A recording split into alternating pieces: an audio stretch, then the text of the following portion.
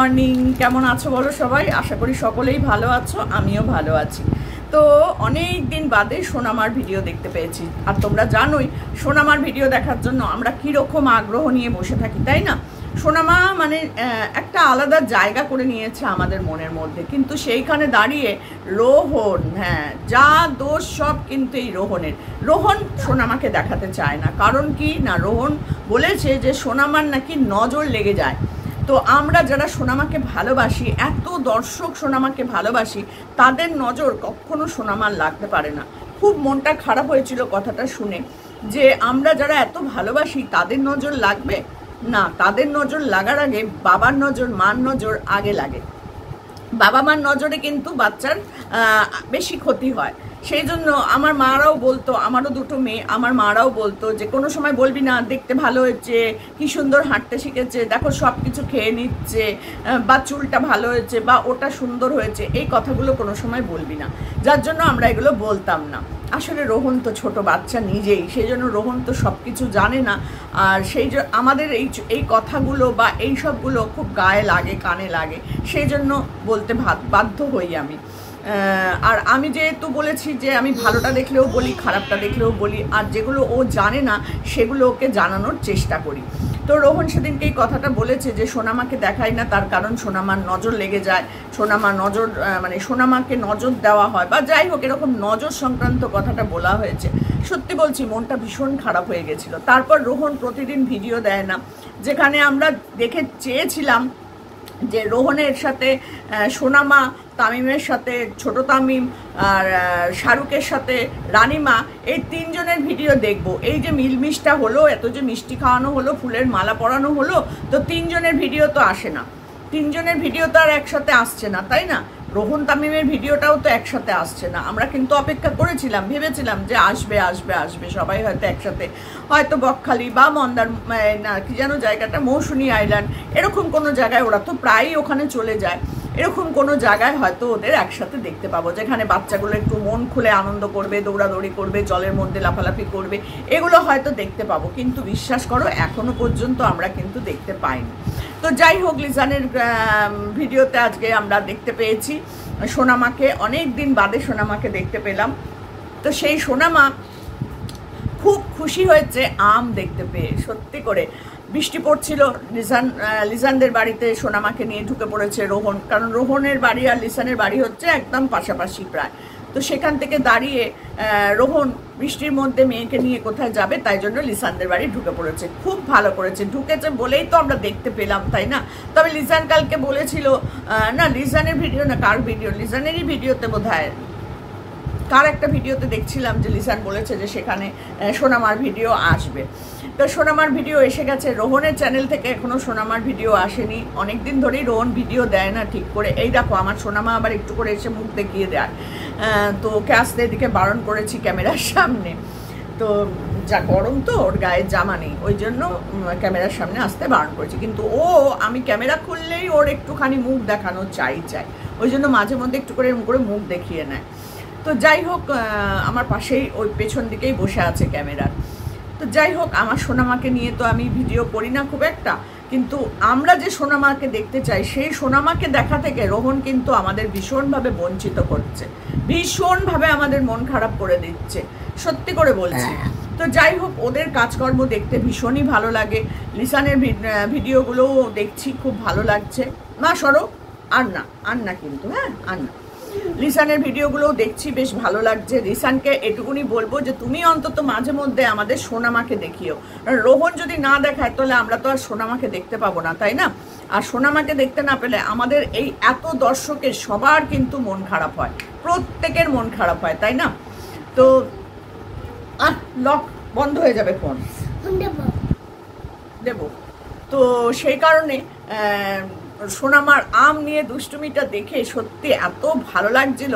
আম তুমি বাড়ি নিয়ে যাবে করে মাথা নাড়াচ্ছিল। ওর ওই মাথা নাড়ানোটা দেখলে আমার এত হাসি পায়। খাবে, যাবে, চোখগুলো বড় বড় করে মাথার ঝুটকি ঝুটকি চুলগুলোকে নাড়িয়ে এত সুন্দর করে বলে।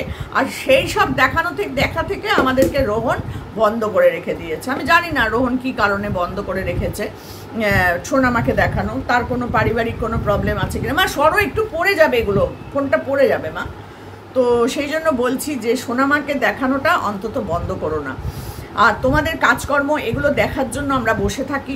সেদিন কালকে দেখলাম একজনের বাড়িতে গেছো, লিজানের ভিডিও না কার ভিডিও আমার না মনে থাকে না, মানে ফ্রি ইমোশনেরই কারোর কোনো ভিডিও থেকে দেখলাম একটা বয়স্ক মানুষের বাড়িতে গেছে, লিজানেরই ভিডিও মনে হয় খুব সম্ভবত, যে সে মানুষটার হাতটা আর একটা দিক পুরো প্যারালাইজ হয়ে গেছে, তাকে তোমরা সাহায্য করার জন্য গেছো। খুবই ভালো লাগছিল ভিডিওটা, সত্যি খুব খারাপ লাগছিল যে তার ছেলে এরকম হতে পারে যে একটা বাবাকে, যে বাবা নিজের টিফিনের যে বাবা তার নিজের টিফিনের পয়সাটা না খেয়ে জমি রেখে ছেলেকে মানুষ করেছে, আর সেই ছেলে বাবা যখন অসুস্থ হয়ে পড়লো তার বউকে নিয়ে বাচ্চাকে নিয়ে চলে গেল। হ্যাঁ, বাবা ডেলি 150 টাকা ইনকাম করে করে ছেলেকে খাইয়েছে, তার নাতিকে খাইয়েছে, তার বৌমাকে খাইয়েছে। ছেলে যখন বাইরে কাজে গেছিল সেই সময় তার নাতিকে বৌমাকে পর্যন্ত খাইয়েছে। এটা সত্যি করে খুব মেনে নেওয়া যায় না। এগুলো যখন দেখি না তখন ভাবি ভগবান আমাকে ছেলে দেয়নি, বাবা ভালো করেছে। কারণ ছেলে থাকলে যে কি কষ্ট পেতাম তার কোনো ঠিক ঠিকানা নেই। হয়তো আমাকে দেখতোই না বুড়ি বয়সে, হতেই তো পারে বলো। তো যাই হোক, কপাল যার যেরকম থাকবে না তাকে সেটা ভোগ করতে হবে। তো ভগবান হয়তো ওই জন্যই আমায় দুটো মেয়ে দিয়েছে, যে না বাবা তুমি এই কষ্ট ভোগ করতে পারবে না, তোমাকে দুটো মেয়ে দিলাম। আর সত্যি করেই আমার জামাইরা ভীষণ ভালো, ভীষণ কেয়ারি, সবসময় আমার পাশে থাকে। আমার 3টে জামাই আমি সবসময় বলি, কারণ আমার ছোট মেয়েটার আমার বোনের মেয়েটার জামাইও কিন্তু আমারই জামাই। তো 3টে জামাইকে নিয়ে আমি কিন্তু খুব হ্যাপি আছি। তো যাই হোক, সেটা আমার কথা আমি এখানে বলতে বসিনি, আমি রোহনকে নিয়ে এখানে ভিডিও করতে বসেছি, রোহন আর সোনামা। তো সোনামার ভিডিও দেখলাম, আম খাওয়া দেখলাম, বাবা গো বাবা কি ভালো যে লাগছিল। আমার নাতনিও, আমাদের সোনামাও কিন্তু আম খেতে খুব ভালোবাসে, ওকেও আমি আম কেটে দিই, ও আম খায়।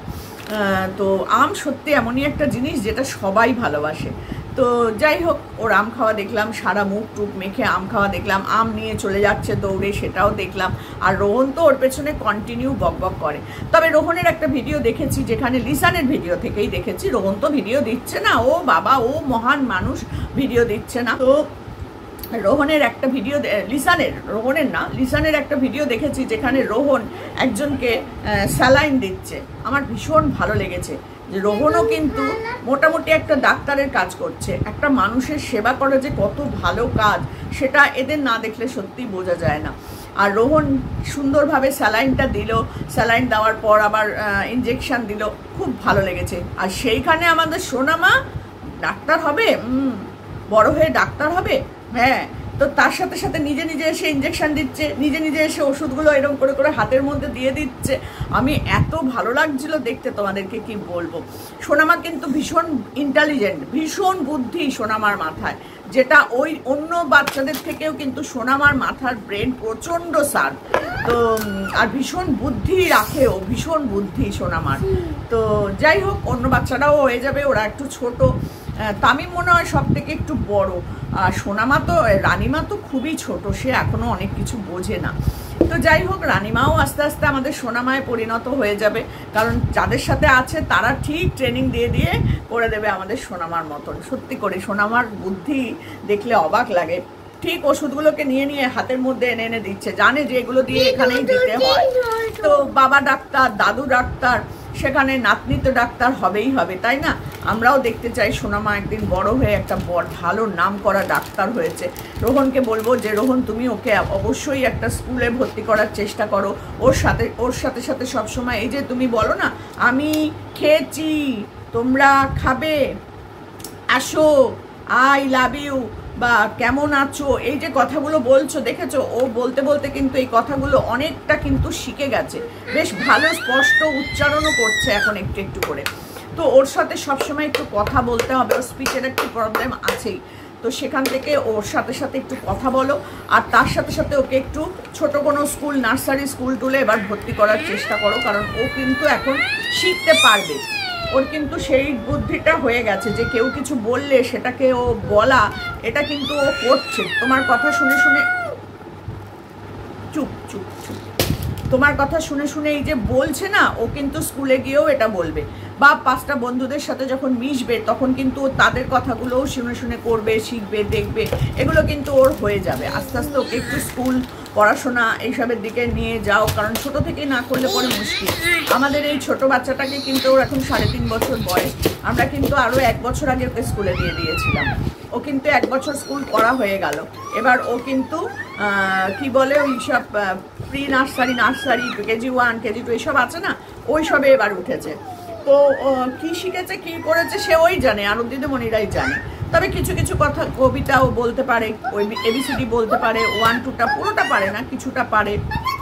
এগুলো তো শিখছে না, তার সাথে সাথে অনেক ম্যানার্স শিখছে। তো এগুলো ও আস্তে আস্তে শিখবে। তো চলো সেগুলো দেখো, যার বাড়িতে তারা তাদের মতন করেই বাচ্চা মানুষ করে। আমরা শুধু বলতে পারি বাইরে থেকে, মানা না মানাটা সবটাই তোমাদের ওপরেই নির্ভর করে, তাই না? তবে সোনামার প্রচণ্ড বুদ্ধি, খুব ব্রেনটা খুব মানে শার্প, ও কিন্তু খুব চট করে সব কিছু ধরে নেবে, দেখবে। তবে সোনামার সামনে যখন রাস্তায় তুমি থাকো, তখন যখন বলো না গাড়ি আসছে, ও যে এই যে দৌড়ায়, ছুটে ছুটে গিয়ে একটা মানে ঠিক সাইডে গিয়েও দাঁড়িয়ে পড়ে, এইটা কিন্তু প্রচণ্ড বুদ্ধিমত্তার লক্ষণ, যে গাড়িটা আসা মানে আমার গায়ে লাগতে পারে, আমি সরে গিয়ে দূরে দাঁড়াই। এটাও কিন্তু রানীমার আমাদের সোনামার মাথার কিন্তু আছে।